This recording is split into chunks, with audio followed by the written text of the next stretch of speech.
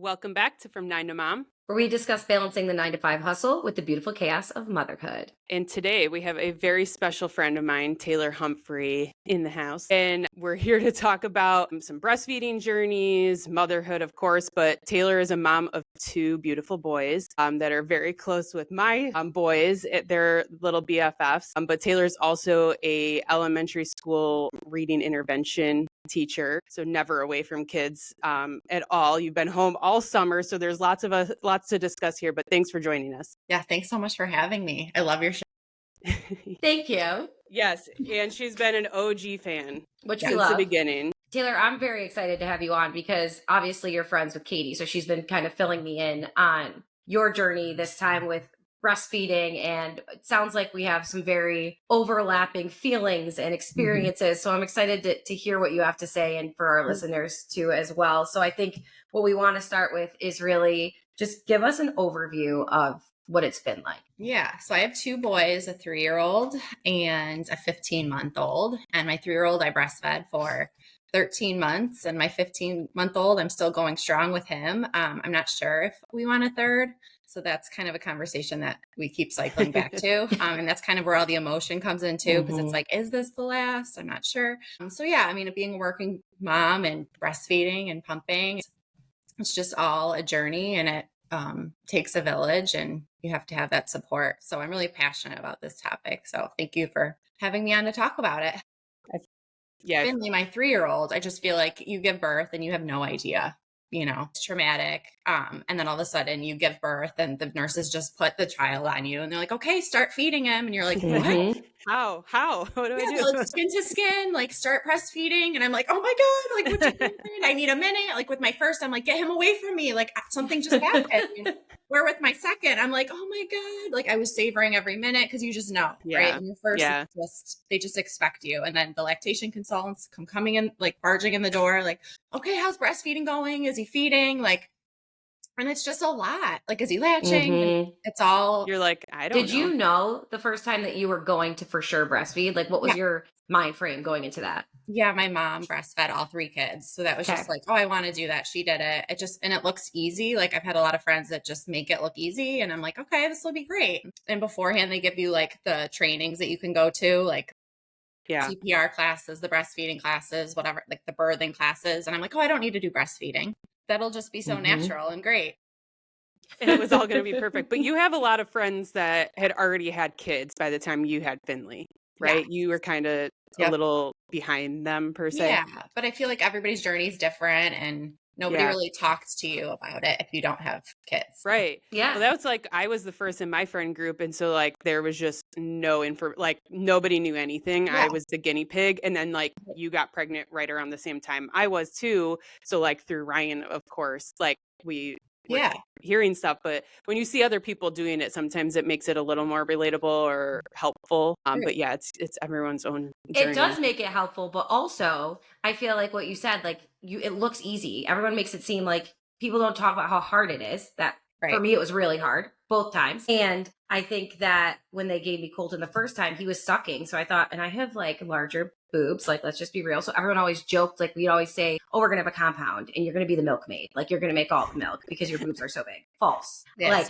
that has nothing to do with how much milk you make or whatever. And you're sitting there and you're like, they're sucking, you think you're doing a great job, and then it's like they're not. He was so dehydrated. Colton was so dehydrated after 3 days. He was screaming. His lips were shriveled. He sucked all day. My nipples are falling off, but like it wasn't working, and you didn't know. No one told you that could happen. And the lactation consultants are jamming your everything everywhere. And you're like, what is happening? It was so overwhelming. I love the way you guys are describing this. They're just shoving the kid. Like it's so aggressive, but I love it. It was aggressive. So Taylor, did you have a similar experience with Finley and Frankie? Like were they both fairly easy, you would say, or like what were some of the hard parts of that? I feel like with Danielle, it was the same thing. They both were very different and both very difficult. Like with the first one with the 3-year-old, he wasn't latching and like his mouth just was having a really hard time. And then, the lactation consultant comes in, oh, I think your nipple's too big. Let's try this. And like same thing, like just shoving on. And then to TMI, but I have like 2 different size nipples, which are very common. So it's like hard for the baby and they prefer one side. And then it's like, well, if they prefer for the one side, then you have to pump on the other. And they're showing me how to use a pump. I've never used a pump. And it was just like crazy. So that was with Finley. It was just the latching thing. And that took a while. It took a few weeks for him to finally adjust. I went to the lactation consultant. They helped me with positioning. That was the thing. It wasn't a him problem. It was a me. I had no idea what I was doing. I had no idea how to position the baby. And like a couple weeks, it just clicked with the help of lactation consultants. The second one with Finley, with Frankie, the 1-year-old, I just feel like I knew something was wrong. Like it wasn't a me thing. I knew what I was doing. It was a him thing where like his latch was not great. His tongue he wasn't sucking. And I knew I was in the hospital. I'm like, I think something is wrong. And they're like, just give it some time, blah, blah. I go, no, I've done this before. Like the positioning's great. He's latched on. He can't suck. It's something with his suck. So then the next day they released me from the hospital and I went right over to lactation consultant and they clipped his tongue tie right then and there. They're like, yes, he does. You're right. And it's no like, way. you have to just trust your gut too. Yeah. Good for you. And I don't know what I would have done if he was my first, if he had a tongue tie, we would have been how long you would have went. Right. And that's without when knowing. People are just like, I can't do this. You're healing, you're bleeding. And like, your baby is depending on you. And yeah, I have to ask, where did you go a lactation consultant? Because I know like my pediatrician is also one. And I know some people have used her like through that. But how did you find somebody to go to? It was through like U of R, like Strong. Was yours at the hospital? Mine was at the hospital. Really? No, it was offsite, but it was really reasonably priced. It was like a $20 copay with my insurance. That's the reason I went. Where some of the lactation consultant people can actually come to your house, but it's way more pricier depending on insurances. So I just feel like that was the best route because it was only $20. You walk in. Did you just research online or did you? Okay. And like at the hospital, they give you a pamphlet. Of like people to. Yeah, like Katie, if you're trying, because I know it was like you said, like you knew going into it what you're going to do. I went in with the mindset of I want to try, but like if it doesn't work, because I was bottle fed, a lot of my friends chose to bottle feed and a lot of my friends chose to breastfeed, but I didn't have I wanted to try. That's all I knew. Colton had, both my kids actually ended up with issues with latching, but Colton, I went, like you said, like in the hospital, I was able to go with both my kids. I went over 7 times to lactation and they told me to quit. Well, the first time they told me to quit, like you should stop. You should stop trying. I tried everything from they had this, they made me IV like a Tylenol thing and attach a little tube to my boob, to my nipple and push my milk from pumping through to teach him like how to get, it was wild. It was wild. And they were like, you should probably just stop. I was like, no. But then I ended up having to supplement because I wasn't giving him enough or making enough. With Daisy, I had plenty. So different for both kids. I feel like too, Danielle, you're super like a determined person that like if you set your mind to something, you're going to do it like no matter what. Did you, Taylor, have any moments like that where you're like, I need to stop or I shouldn't be like, I need to supplement, or did you supplement at all? I feel like you didn't have to. With Frankie, I did just because going back to work, my supply plummeted. So I ended up supplementing, which was it was a godsend and it helped my mental health so much. So like just supplementing too is okay. Like there's not anything wrong with that. I wanted to supplement sooner with my first, but he has a milk allergy. So I had to, all he would take was breast milk. So I literally pumped and breastfed him for 13 months without any supplementing formula. He wouldn't take it. He didn't like the taste. So thank God with my second, he was taking it and he loved the formula. And I'm like, this is great. So I was able to like not, skip a pump during work and just give him breast milk and a little bit of formula. And like knowing that that's okay too. I feel like there's a lot of shame around that. Like, oh, you're giving your baby formula. Like there's nothing wrong with it. And if it's going to help you get through, working full time and being a mom and so what? Yeah, I remember crying because I was like, how are these boobs not making enough milk? Like, how is this possible? Like, this was something I was supposed to be good at. And I probably would have given up if they told me not to give up. Because once they said give up, then I got pissed. Like you said, Katie, like, I think that's what pushed me to keep going. And I ended up pumping then. Like, he wasn't even breastfeeding. And I exclusively pumped Daisy for the same reason you said you're first. She wouldn't drink milk or anything like that. But I remember crying to the doctor and being like, I suck, like I failed. And they're like, no. Fed is best. And truthfully, doesn't matter what your kids are drinking if they're getting the nutrients they need. Like I was doing everything that the lactation consultants and the doctor said I should do. And my son was still starving. So if I didn't give him the formula, he would have starved to death. So what's better? Me sitting on my high horse being like, I'm too good for formula. Like I I'm a little messed up, but like formula fed, I think me and my brothers are all right. You know, we're okay, we're good. So I just think it's really hard because there's so much shame either way, right? Like it feels like there's shame no matter which way you go. And I don't know. I feel like in the hospital too, there was a lot of pressure to breastfeed where wasn't expecting that. I was like, well, can you just give them formula so I can sleep? Like, I'm so tired. I don't care about feeding right now. Just please. And they're like, you know, are you sure about, you know, and it depended on who you had as a nurse or a lactation consultant. But I did feel like there was a lot of push to breastfeed, which I did not appreciate the pressure. Like I wanted it to be my choice. Yeah. See, I had with Jack, it was, they could tell my indecisive, like, I feel like halfway through, I just decided, like, I was like, I'm not going to even try. Cause at first, as soon as I got pregnant, I was like, I don't know, maybe I should try it. There was all this information and people saying like formula is bad and whatever. And I finally, like, when I finally made the decision, looked at Ryan and I was like, there's no way I can do it. Like, I just, for my personality, my mental health, how I work, life, everything, I was like, I can't. And as soon as I made that decision, I felt so much better. So I knew that was right for me. But when I was in the hospital, I made it very clear when I came in, bottle fed, have it stacked and ready to go. Don't ask me again. And nobody gave me a hard time after that. Which is awesome. That's really nice that they did that. Yeah. But also I feel your case too with going in, like you said, you mentioned your mental health, like what's best for you. I've known a couple people who went straight away saying, I'm going to do formula right away. I'm not even going to try because I know my brain. And I think that that's something people don't talk about either, is the mental well-being of the mom who's making the milk. Like you have to make that decision, not just for your baby, but for you, because if you're mentally unwell, how are you supposed to take care of that baby? I don't know. I think that that's so important. Yeah. I was actually making a list of like best and worst parts of breastfeeding, and my worst side is way longer than my best. Like I know it is worth it. It's hard work and it's worth it, but I'm like, oh my, this is crazy. Like getting started, all those bumps in the road, the latching, the tongue ties. Like if you have supply issues, you're supplementing, you have no idea what you're doing, especially if it's your first, like the pressure, it's all on you. I just remember like laying in bed watching my husband sleeping and I'm here feeding the baby. And I just like, I'm looking at him like, I want to kill you. I hate you. You're just like, you are the one providing the milk. You are and like that pressure it's a lot. Like, you know, I'm like, why don't you help me? Oh, wait, you can't, you know, I have to pump and give you the bottle. Like, it's just a lot. I think that that's hilarious because hearing someone else say it, the resentment you feel, it's not their fault at all.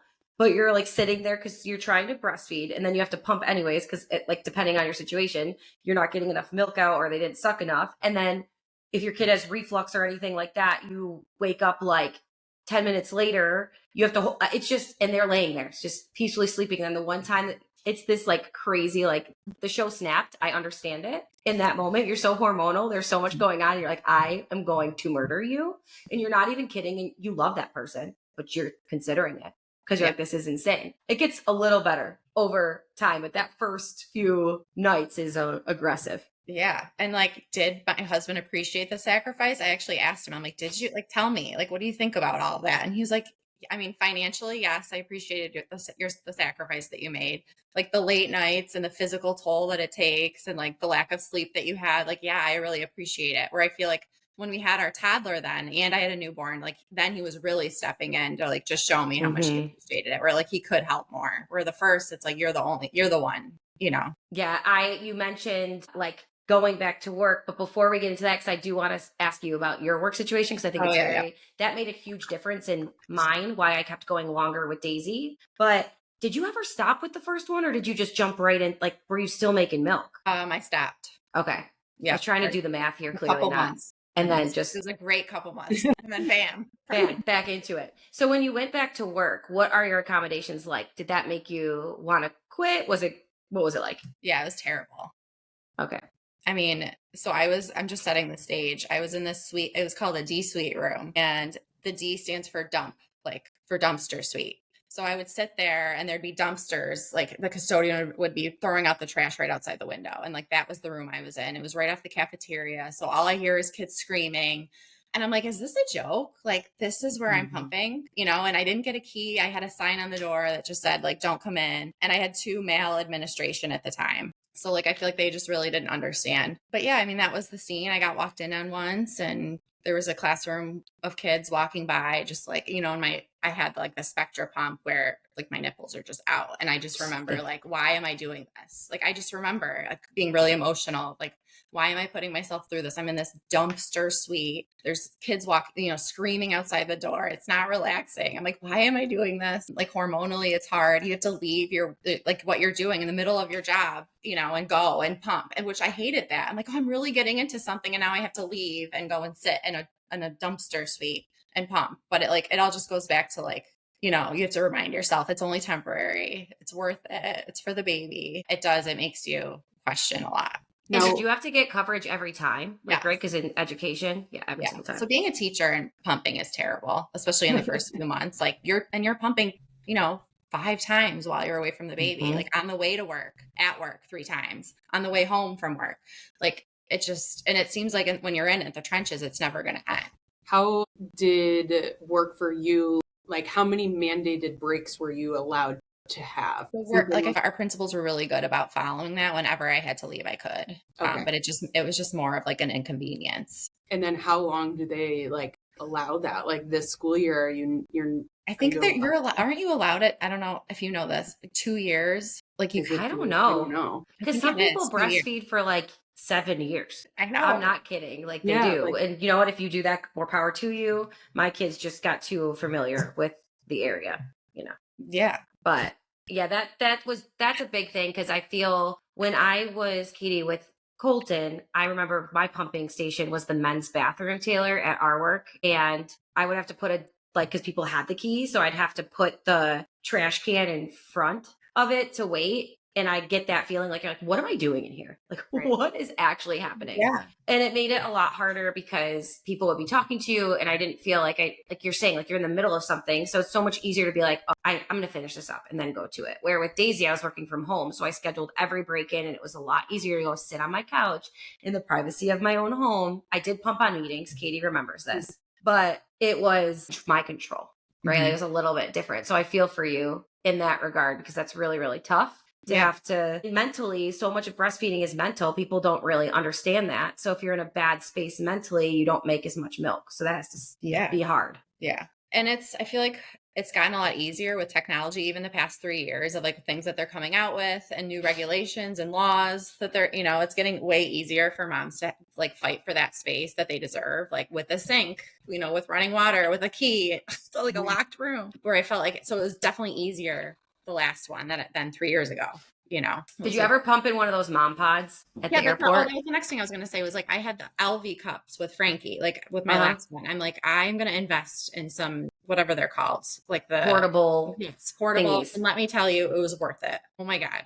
Like I could even do it while I was teaching. I could pump while I was teaching or while I was in a meeting. And it was like, you couldn't really hear any sound or anything. Well, with my first, I just had like the, you know, the old school, like manual, or not the manual, but the plug-in, whatever. I feel like with those ones, you can get more milk out of them. I feel like that's why I feel like I used the Spectrum more, but with the convenience with the LVs, it's pretty amazing what are coming out. And like I said, like with the new laws and regulations and women's rights. And I just feel like it's getting easier and it's getting better. And I hope that, you know, it just continues to get that way for other moms. So. Yeah, I want it to be easier for people. And I feel like companies that are larger, that have more resources, it makes it a lot easier for them to comply, right? So they can have, like WeWorks have these beautiful rooms to pump in, and they have a fridge there. Like if you remember at WeWork, it has everything. It's so serene. It has little music, dim lighting, and it has the fridge so you can put your stuff in there. No one else has access to it unless you're a nursing. It's just so nice.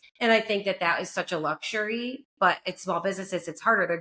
Or schools, they're giving you what they can. They're trying, but it does make a huge difference. And I'm hoping that regulations will give companies and schools districts money to be able to support these things like this. Like they should be getting grants. Like if you have women working for you, things of that nature to help support that, because it does make a difference in your overall journey, I think, and how long you're willing to put up with it. I mean, I pumped in some weird places. What's the weirdest place you ever pumped or breastfed? I had a hand express. I was out in Buffalo and forgot my pump, and I was hand expressing like all my feet, the pumps, except. Okay, so this makes me really happy. The first time I had to hand express was also in Buffalo, and my best friend did it for me because I didn't know how to do it. This was with Colton. Stop it. I was weaning, and I just thought I'd be okay, but we were drinking so much, and then so much water to like hydrate that I was not okay. And like, picture your best friend I can't even. basically milking you. It was insane. But I've done it now so many times, like you said, like if you go out and you forget your pump, but it's like, it looks like a murder scene, like milk everywhere. You try, hit the toilet, but it doesn't work. Yeah, I would say that's just like the weirdest, randomest. I mean, yeah. With those LBs, it's like you can pump anywhere. So you can pump anywhere. That's weird, I guess. Yeah, but when you have a concert or something, like I brought a pump to a concert, like a hand pump, and I pumped in my seat, dashboard confessionals playing, hand pumping right there in the thing. Yeah. And you know, you do what you gotta do. Has anyone ever drank at the Bills game? Like I was tailgating at the Bills game, and it was raining, and I had my poncho on, and like, like I'm just, I'm like, woo! I have a beer in my hand. That's hilarious. Did anyone ever drink yours? I don't think so. Did you ever drink yours? Yes, it's like so sweet. Have you? I was like, I'm just curious, I would have never tried it. My doctor, like I think you said your first one, Daisy would not drink any formula. She'd throw up. She wouldn't drink any regular products at all. So they're like, have you ever tried breast milk? I'm like, no. They're like, you have to go home and try it. And it's like sugar water. It's actually really good. And then I made all my friends try it. No, you didn't. Yeah, like I think there were 15 people that tried it, including some of the guys. It's fine. Oh my God. Well, I was at a bachelorette party and my friend was breastfeeding at the time, and we were all so hammered. She started spraying people with her breast milk. But that's sorry, whoever that is. It's fine. You don't have to give a name. No names mentioned. That's amazing. Crazy stuff. Like you can breastfeed and have a life, and like you can pump and still like have fun and live. That is true. You just have to be comfortable with it. But what's your guys' biggest horror story? So I can't remember what I think it was the one you just told, Taylor, of someone walking in on you, and that you had submitted that to us when we like first started doing our recording. Yes. Yeah. And with the strapless one, the Spectra, the double or whatever, your nipples are just out. And I'm sitting there like in shock. Like, is this moment over yet? Was it a guy or a girl? It's a girl, but it was for it felt like it was an eternity. I'm like, lingered. Are you stupid? Here. Just staring. She was probably mesmerized. She might have never seen it before. She's probably like, what is happening? But yeah, that was the moment where I'm like, I just want to quit. Like, this could be my last time. Like, you're so, what's the word? Demoralized. What's yours, Danielle? What's your moment of that? My worst moment? I think it's a proud moment, but it was the worst moment because I was never so mad. Well, and I've told this story before, so I won't tell all the details. But we were at an airport. I was with guys for work, and they wouldn't stop talking business. And I warned them that if they didn't stop, I was going to bust out my pump and pump right there in the middle of the airport, and they wouldn't stop. So I did it. And it was like a very busy airport. And it was one of those moments where like, I felt like if I didn't like do that in that moment, I had to take a stand. But also looking back, it was really embarrassing. But I did it anyway. And then having my friend milk me, now that you reminded me of that, that was probably, that's hysterical.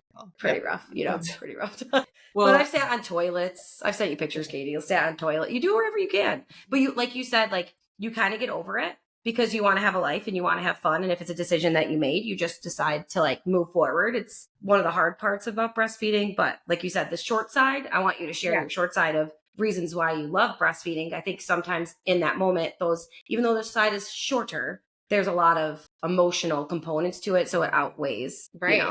And like, I would be out with friends and they'd be like, oh my God, like, do you have to pump and dump now? I'm like, absolutely not. I'm not pumping this. Like, are you crazy? This is gold. Or like you could put it in a bath, like when they're sick or whatever, you could put it in the bathtub. Like there's just so many uses for it without feeding them too. Cuts, pink eye. I had neighbors ask me for it for pink eye. Really? Clearly, yep. I gave it to him. Sure. Here you go. Yep. Yeah. Liquid gold. Also, if you can find your baby, you can feed your baby. So it's not about like the breast milk being bad. I like that. It's not about the breast milk being bad. It's about, being so drunk or whatever that you can't keep your baby safe. Like that's the issue. It's not about your milk being bad. It's about being unsafe. But yes, because you're too drunk. Your baby and you have support at home, find your baby, feed your baby, you're fine. Like, you need to put that on t-shirts because mine was like, if you're not blackout drunk, then the baby can have your milk. That's basically what they said. But find your baby, feed your baby seems like a really good t-shirt idea. Rolls up the tongue a lot easier. Yeah. I love it. I'm going to start telling everyone that. Find your baby, feed your baby. It's not about how drunk you are or how bad your milk is. It's about, can you safely feed that baby? That's the issue. And there's a ton of science behind it too, that the milk is still 100% fine. Yeah, it's less than 3% or something of it makes its way through the milk. And when you think about like how much it's totally fine. Yeah. But medically, we're okay. We did the right thing. Yeah. My kids turned out fine. Yeah, they're good. They're totally fine. So far, they're fine. That's all that matters. Wow, you're coming out with a lot of t-shirt expressions here. So we're going to have a whole line. Taylor, you're going to launch a line with From 9 to Mom of breastfeeding merch. It's great. Well, and so I have to ask both of you, because now both of your younger ones are out of that first year. And I mean, from somebody that doesn't, but usually people say after that first year, you're switching them to milk, whatever alternative. How hard is it to wean off or just stop? And how did it go, Taylor, with Finley? Like, how did you get him weaned off? Well, with Finley, like I knew I was going to have another, and I actually couldn't wait to be done. I had like set a goal for myself, 6 months. Okay, let's do 9 months. Okay, let's do a year. And then it just everything was going well.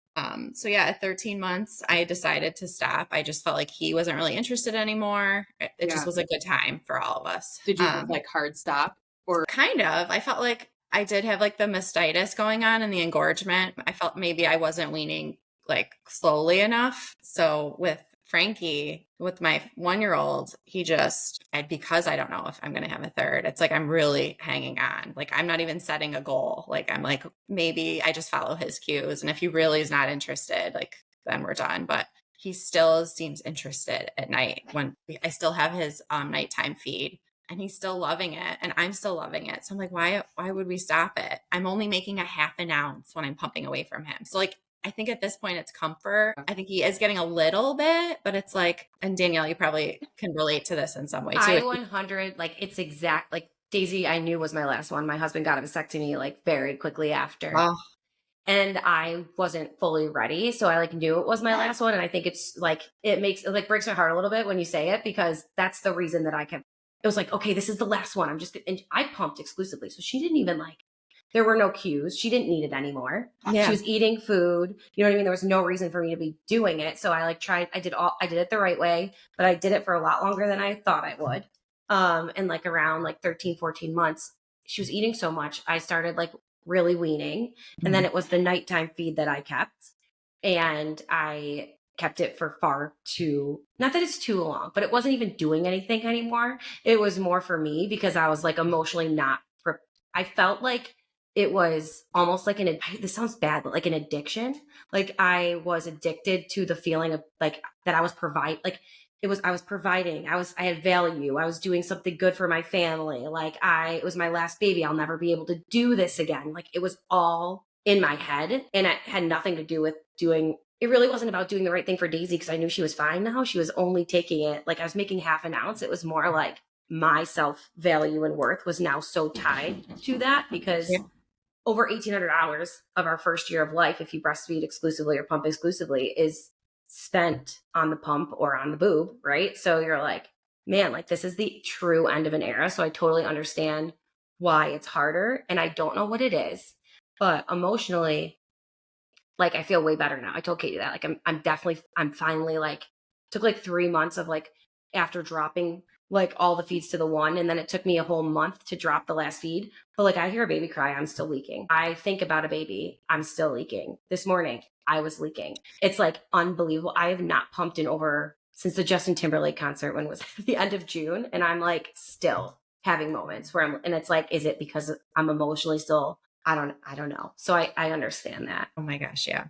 It's a lot. And then you're traveling with this huge ass pump for half an ounce. Yeah, Why? exactly. What is the point? But then, like you said, it's like an addiction of like, it's that intimate time with your baby, and it's just hard to let go. And Katie, I know you're feeling like the same way of like, Cal's your baby.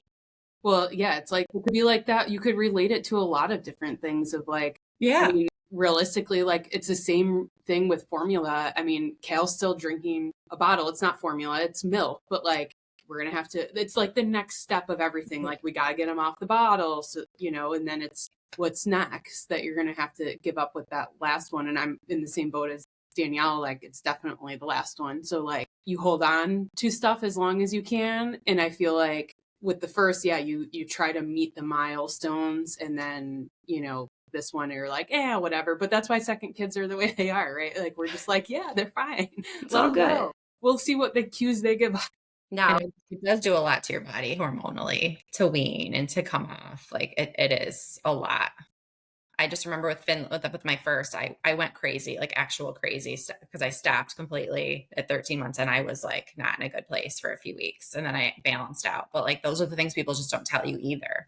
Weaning can cause major hormonal. I was crazy. Like with Daisy, like it was like I'd cry over nothing. I'm not a crier.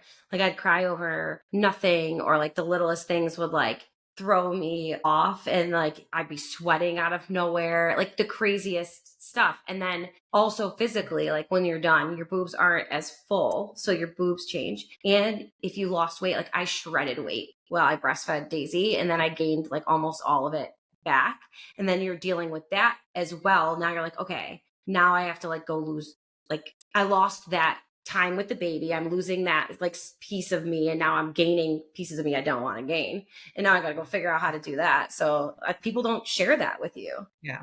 And I feel like there are other ways at night besides breastfeeding. And I keep telling myself, because I know it's coming, like we can cuddle together. He can still have his hand on my chest. Like thinking about those things, it is going to make it a little bit easier, but I still cannot let go. I know it's coming. And that's okay. Like, I think just wait until if it's once a night, like what harm is it doing? The only thing is like, I got a tattoo like shortly thereafter, because I was like, what are the things that I can do now that I couldn't do when I was breastfeeding? Like, let me do some of those things, like made a list of them so that I wouldn't be as sad. It didn't really work that way. But at the same time, like there's no rush if it's once a day. And when you're never going to be fully ready, but like there'll be a moment where you're like, I'm not bringing, like it was for me, I was like, I'm not bringing this pump. I could bring one carry-on. And I had to use hospital grade. So I'm not bringing this hospital grade pump with me right now. I'm not doing it. So that's like kind of what did me in, like it helped, but it took a really, really long time. That night feed, I'm curious. I can't wait to hear what you say about,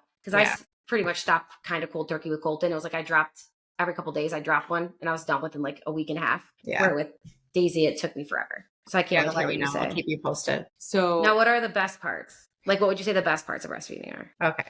The connection, obviously, the bonding, the no cost, it's free, it's convenient. If you're at the zoo and your baby's hungry, you whip out your boob. Like it's just, then you feed them on demand. And then like the antibodies you're giving them, and it's good for the mom and all those things. Like, I just feel like that kind of outweighs all the worst parts. And that's why you just hang on. And you also know it's not forever. Like it's got, every month gets easier. They're like less dependent on you. They're like into solids. And like you said too, it's once you start, it's hard, but you can't stop, because it's just, at this point, it's so easy. Now I'm really enjoying it, and it's over.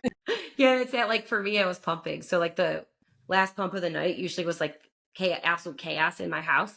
And I'd go for 15 minutes, 20 minutes, and I'd get to like read a book or just sit and not like be expected to do anything. So that was like some adjustment. A nice little end cap of the evening. Well, I think we have to leave off to both of you need to give like your advice for somebody that is either still making the decision, maybe just started their breastfeeding journey. What would you tell them right now? I would say just knowing it's temporary, it's going to get better. Like use those resources, use your mom friends, like use the lactation consultants. I couldn't have gone anywhere. I couldn't have gotten this far without the lactation help support. And then there is a podcast that I wanted to bring up that I'm so passionate about. It's called the Badass Breastfeeding Podcast. And it has episodes on everything and every question you could ever have about breastfeeding. And I felt like it just saved my life. Like it really did. I would go on walks and listen to an episode about like the pumping hacks at work, or like how to have a life and breastfeed, or like breastfeeding in public, like setting boundaries for your family and for yourself, like all those just topics. Like there was even one about like smoking weed and breastfeeding, which I'm not interested in, but like it was just, they're really knowledgeable, and I felt like that was a huge support for me. And if anybody, like young moms, are thinking about breastfeeding, I feel like we'll tag them. That's great. Supports. Yeah, definitely we'll tag them, because I think that is like, for me too, Taylor, that was the biggest saving grace, was like the second time around, especially like I had more knowledge. So I started following Legendary Milk, which is an Instagram account specifically for it, but it wasn't just for breastfeeding moms, because I also felt like a failure because my kids wouldn't latch. So then there's that, like, now you're not, like, there's a whole nother thing, like your kids aren't latching. So the decision to go exclusive pumping was I could never really wean to like their needs. I had to keep pumping to keep my supply where it needed to be. And I didn't have a lot of good resources for that. And Legendary Milk, I did like they do a $20 nipple sizing. Like they send you a ruler, they size your nipples so you get the right size phalanges. I thought I needed bigger ones and I was in so much pain. I needed smaller than regular. So like I would have kept doing that and bleeding and dying basically without them. And then they help you through it. They talk to you, like that community of people, the lactation consultants. My lactation consultant, Daisy, was like an absolute angel. They are so helpful. It's like just finding those groups, listening to podcasts, getting the tips and tricks, and really just talking about it. Cause like, you don't know if there's another mom like Taylor, like you saying all this stuff to me. It's like, holy crap. Like I had no idea someone felt like I felt like a psychopath with this weaning process because I'm like, what is wrong with me? Am I addicted to breastfeeding? Am I like, do I have a problem? Like, am I going to be on the show? Am I going to be on the show? My strange addiction? Like, I don't know. And hearing you say it, like, made me feel so much better. Can you imagine this episode though of My Strange Addiction? It's somebody milking Danielle on the screen. It's Taylor's friends like spraying each other with. It'd be a really cool episode. Let's just say that. But it's like that network of individuals using your resources and really understanding that you're not alone. And the other thing is you need to know your limits. There's nothing wrong with deciding not to breastfeed either. Mm-hmm. So I think that you try and you go as far as you want to go, but there should be like, it should be a no shame community. Like whatever you decide to do, if it's in your best interest and you're taking care of your child the best way you can, I think that that's the most important piece of it all. I think sometimes there's just too much pressure all around and so much pressure. It shouldn't be there. We should just support each other and not judge each other. Yeah. Yeah. You know, if you can find them, feed them. Exactly. That's the best piece of advice I got out of this. If you can find them, feed them.